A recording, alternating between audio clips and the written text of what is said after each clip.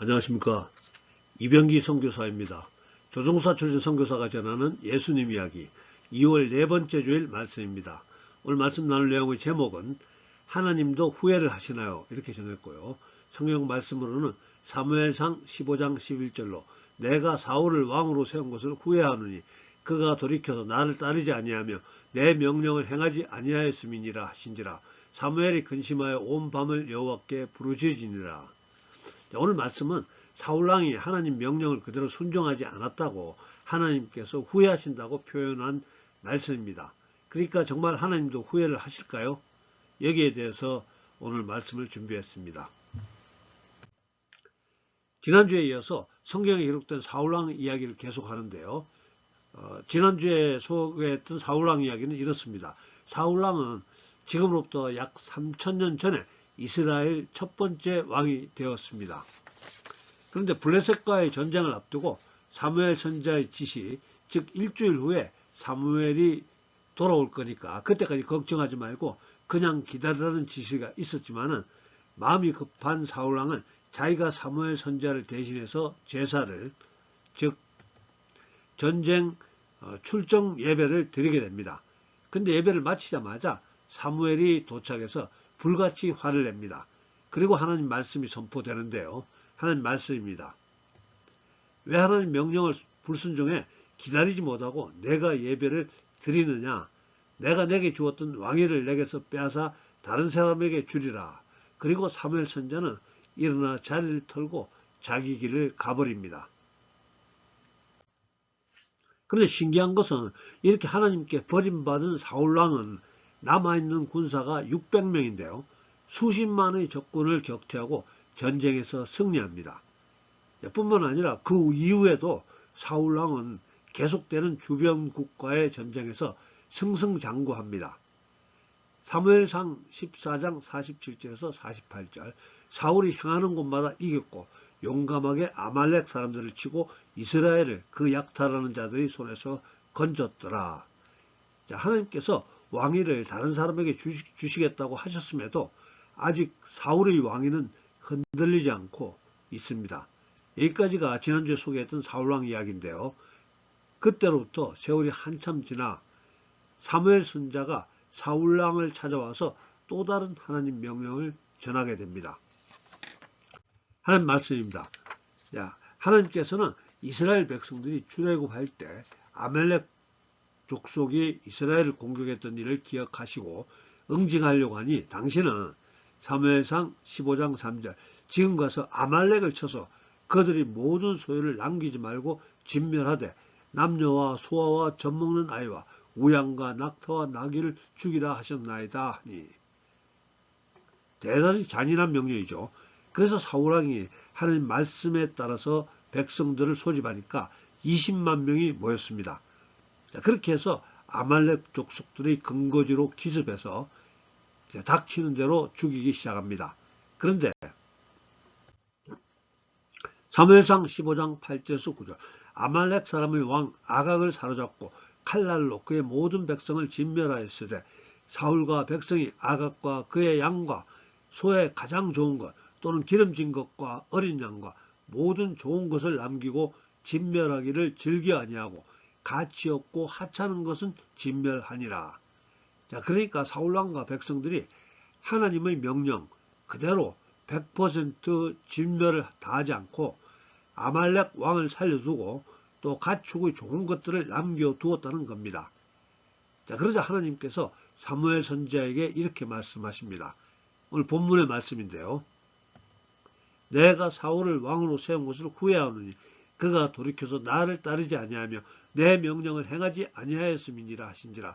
사무엘이 근심하여 온 밤을 여호와께 부르짖으니라. 질문합니다.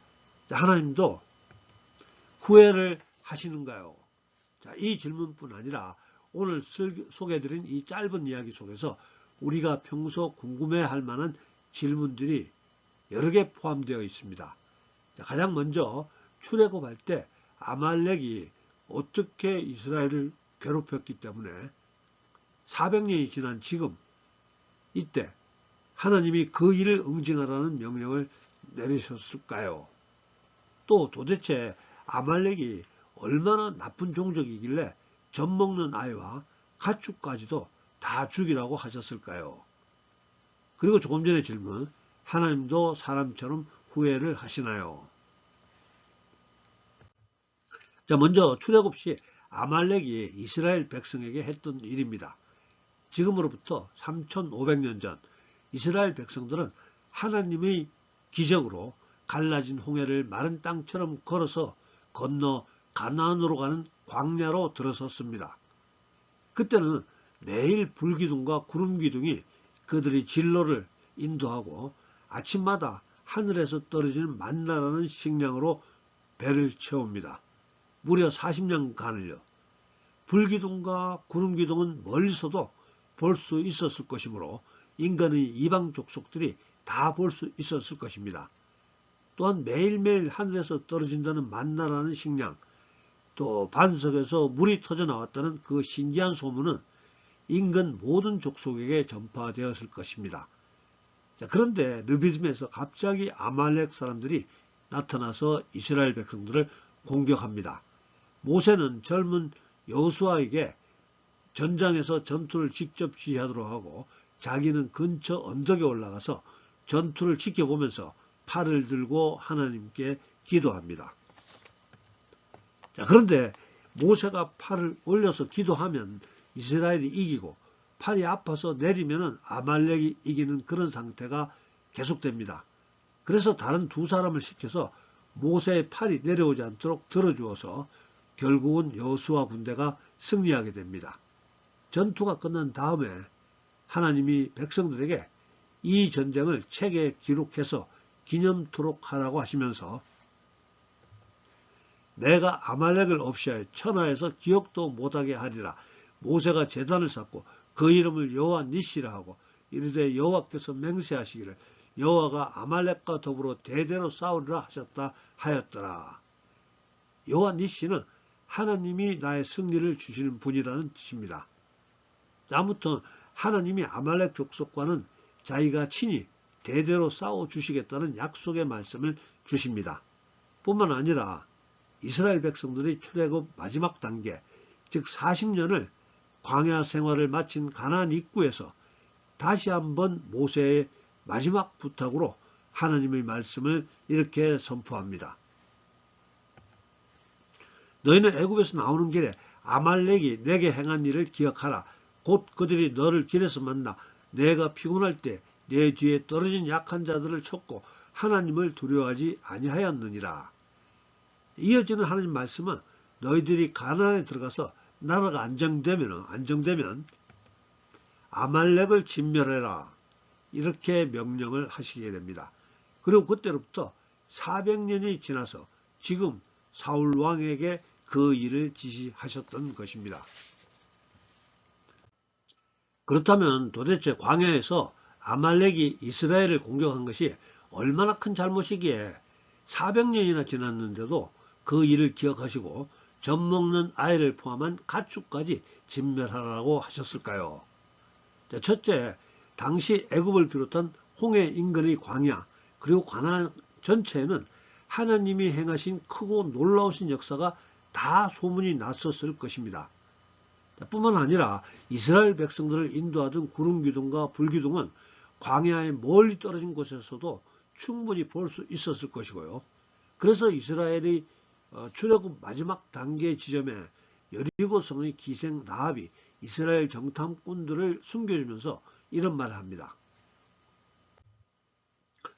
여호수아 2장 10절 이는 너희가 애굽에서 나올 때 여호와께서 너희 앞에서 홍해 물을 마르게 하신 일과 너희가 요단 저쪽에 있는 아모리 사람의 두 왕 시온과 옥에게 행한 일 곧 그들을 전멸시킨 일을 우리가 들었음이니라. 자, 그러니까 기생 라합은 하나님이 크신 역사를 다 들었기 때문에 자기는 자기 조국인 가나안 족속 편이 아니고 전능하신 살아계신 하나님 편에 서겠다는 겁니다. 이렇게 홍해를 가르신 하나님, 구름기둥과 불기둥으로 이스라엘 백성을 인도하신 하나님, 만나와 메추라기로 광야에서 백성들을 먹이시는 하나님, 반석에서 물이 터져나오게 하시는 하나님의 소문을 듣고서도 하나님의 백성을 뒤에서 비겁하게 공격했다는 것을 하나님께서는 자기에 대한 정면 도전으로 받아들이신다는 것입니다. 자, 그러니까 이 이야기를 조금 더 확장해서 적용시켜 본다면 예수님을 믿는 우리 크리스천을 괴롭히고 박해하는 자들에 대한 하나님의 마음을 나타내신다고 생각하면 되겠습니다. 즉 하나님의 백성을 무시하고 조롱하며 핍박하는 자들에 대해서 하나님께서 대대로 싸우실 것이며 하나님께서 진멸해 주실 것을 약속하신다는 말씀입니다. 예수님을 믿는 우리에 대한 공격을 하나님께서는 자기에 대한 정면 도전으로 간주하신다는 것입니다. 할렐루야. 그래도 어떤 분들은 젖먹는 아이들과 가축까지 진멸하는 것은 너무 잔인한 것이 아니냐고 질문합니다. 그렇습니다. 저도 그런 생각이 들기는 합니다. 그런데 이 아말렉과의 전쟁은 우리의 전쟁이 아닌, 사람들의 전쟁이 아닌 하나님의 전쟁이라는 것입니다. 무슨 말이냐 하면은 우리는 다 알지 못하는 영적 전쟁의 영역에 포함되는 전쟁이라는 것인데요. 보통 사람들은 잘 이해하지 못하는 영적 세계의 일을 잠깐만 소개하겠습니다. 조상에게 제사 지내는 것은 실제로 귀신과 교제하는 것이라고 합니다. 무속인들은 우리들 죽은 조상들의 음성과 똑같은 귀신의 음성을 불러내기도 합니다. 예를 들면 죽은 할아버지나 죽은 증조 할머니의 음성을 흉내내는 귀신을 불러내서 대화를 시도합니다. 이와 같은 영적 세계의 원리를 생각해 보면 젖먹는 아이, 즉 아말렉의 유전자를 통해서 마귀의 속성을 가진 자들이 계속해서 대를 이어갈 것이고, 하나님은 우리들이 그 아말렉의 유전자를 끊기를 원하신다고 생각해 보면 될 것입니다. 이해할 수 있기를 기대하면서 여기까지만 영적 세계의 일을 잠시 맛보기로 소개했습니다. 그러면 세 번째 질문, 하나님도 사람처럼 후회도 하시나요? 상식적으로 생각해도 전능하신 하나님은 후회가 없으셔야 전능하신 하나님이십니다. 또한 성경 다른 곳에서도 하나님은 사람이 아니시니 거짓말을 하지 않으시고 인생이 아니시니 후회가 없으시도다. 어찌 그 말씀하신 바를 행하지 않으시며 하신 말씀을 실행하지 않으시랴. 자, 그러니까 실제로는 하나님은 후회가 없으신 분이십니다. 그런데 왜 가끔씩 하나님이 후회하시는 것처럼 묘사하는 성경 구절이 있을까요? 먼저 창세기 노아 홍수 심판 직전에 하나님 마음입니다. 여호와께서 사람의 죄악이 세상에 가득함과 그의 마음으로 생각하는 모든 계획이 항상 악할 뿐임을 보시고 땅에 사람 지으셨음을 한탄하사 마음에 근심하시고, 영어 성경에는 The Lord was grieved that he had made man on the earth and his heart was filled with pain. 하나님은 인간을 창조하신 자신의 행동을 뉘우치고 후회하신 것이 아니라 땅 위에 인간을 창조하신 일을 유감스럽게 생각하셨다는 정도로 생각해야 할 것 같습니다. 즉 인간 행동에 대해서 안타깝게 생각하셨다는 말씀입니다. 그러니까 하나님이 인간에게 자유의지를 허락하셨던 순간에 이미 이런 마음의 감정까지도 각오하셨다고 생각해야 한다는 겁니다.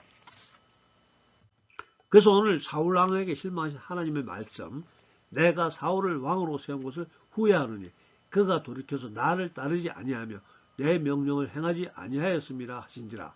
사무엘이 근심하여 온 밤을 여호와께 부르짖으니라. 마찬가지로 영어 성경에는 I am grieved that I have made Saul king. 이 역시 후회한다는 뜻보다는 어쩔 수 없이 사울을 왕으로 세웠지만은 역시 사울은 나를 실망시키는구나 하는 씁쓸한 마음의 표현으로 생각해야 된다는 겁니다. 하나님은 후회가 없으신 분이십니다. 성경 한 구절 더 소개하겠습니다. 사도 바울이 이방인, 즉 우리처럼 이스라엘 사람이 아닌 이방인 하나님의 백성들에게 이렇게 설교합니다. 이스라엘 사람들이 예수님을 배척한 것은 당신 같은 이방인들을 예수님 믿게 하기 위해서 일하는 겁니다. 행여 이스라엘이 예수님 믿고 자기들이 왕으로 추대를 했다 그러면은 예수님은 유대인의 왕으로 끝났을 것이지만은 그냥 가정입니다. 그들이 예수님을 배척했기 때문에 복음이 전 세계로 퍼져 나갈 수 있었다는 것입니다. 그래서 이 모든 것이 하나님이 미리 예정하신 일이었다고, 이렇게 하나님의 은사와 부르심에는 후회하심이 없느니라. 너희가 전에는 하나님께 순종하지 아니하더니 이스라엘이 순종하지 아니하므로 이제 국류를 입었는지라. 후회하심이 없느니라. 여기에 주목해 보시고요. 즉 우리는 예수님 밖에 있었다가 이스라엘 사람들이 예수님을 거부함으로 우리가 예수님 안에 들어갈 수 있었다는 말씀입니다. 그리고 결국은 나중에 다시 이스라엘도 결국은 예수님을 믿게 된다고 설명을 하십니다. 그리하여 온 이스라엘이 구원을 받으리라. 할렐루야. 말씀 정리합니다. 오늘은 사울왕 이야기 중에서 아말렉과의 전쟁 가지고 이야기를 시작했습니다. 어느 날 하나님이 예전 출애굽시 아말렉 족속이 행했던 악행을 기억하시고 사울왕에게 아말렉 족속을 진멸하라고 명령하십니다. 아말렉 족속이 행했던 악행은 하나님의 보호와 인도하심이 분명한 이스라엘을 공격한 것입니다. 사울왕은 아말렉 족속에 대한 하나님의 진멸 명령을 자기 마음대로 해석해서 아말렉 족속의 왕을 살려두고 또 가축도 살찐 좋은 것들은 죽이지 않고 남겨두었습니다. 하나님은 이 일로 인해서 사울에게 크게 실망합니다. 아말렉 사람의 왕 아각을 사로잡고 칼날로 그의 모든 백성을 진멸하였으되 사울과 백성이 아각과 그의 양과 소에 가장 좋은 것 또는 기름진 것과 어린 양과 모든 좋은 것을 남기고 진멸하기를 즐겨 아니하고 가치 없고 하찮은 것은 진멸하니라. 그러자 하나님의 실망입니다. 내가 사울을 왕으로 세운 것을 후회하느니 그가 돌이켜서 나를 따르지 아니하며 내 명령을 행하지 아니하였음이니라 하신지라. 사무엘이 근심하여 온 밤을 여호와께 부르짖으니라. 하나님은 다 생각이 있어서 아말렉 진멸을 명령하셨던 것입니다. 그러니까 하나님이 진멸하라고 명하신 전쟁은 하나님의 전쟁입니다. 이와 같은 하나님의 전쟁에서는 결코 인간들이 전리품을 챙길 수는 없습니다. 사울왕은 하나님의 명령을 자기 마음대로 해석해서 전리품을 챙기게 되고 하나님께 또다시 확실하게 버림받게 됩니다. 또 하나의 질문이 있었습니다. 하나님도 후회를 하시나요? 하나님은 후회하지 않으시는 전능하신 분이십니다. 하나님의 은사와 부르심에는 후회하심이 없느니라. 너희가 전에는 하나님께 순종하지 아니하더니 이스라엘이 순종하지 아니하므로 이제 긍휼을 입었는지라. 이스라엘의 불순종도 이 땅에 하나님의 뜻을 이루어 가시는데 쓰임 받습니다. 사랑하는 여러분, 우리들의 실수도 우리들의 어리석음도 우리들의 죄악까지도 얼마든지 하나님의 뜻을 이루어 가는데 쓰임 받을 수 있습니다. 우리가 하나님의 자녀들임을 자랑스럽게 생각하고 여호와 니시의 깃발을 들고 당당하게 세상을 향해 나아갈 수 있기를 예수님 이름으로 축복합니다. 기도하겠습니다. 사랑간에 풍성하신 아버지 하나님, 오늘 또 주의 자녀들을 함께 예배드릴 수 있게 하심을 감사합니다. 또한 오늘 사울의 불순종 이야기를 통해서 하나님 말씀을 순종하는 것이 얼마나 중요한 것인지를 또 알게 되었고, 또 하나님의 뜻과 은사와 부르심에는 우리가 알 수 없는 깊은 뜻이 포함되어 있다는 것 또한 알게 되어 감사합니다. 아버지 하나님, 오늘 하나님을 예배하며 예수님 뜻을 따르고자 애쓰는 주의 자녀들 주님 기억해 주시옵시고 더 큰 은혜와 더 큰 하늘지에 부어 주시옵소서.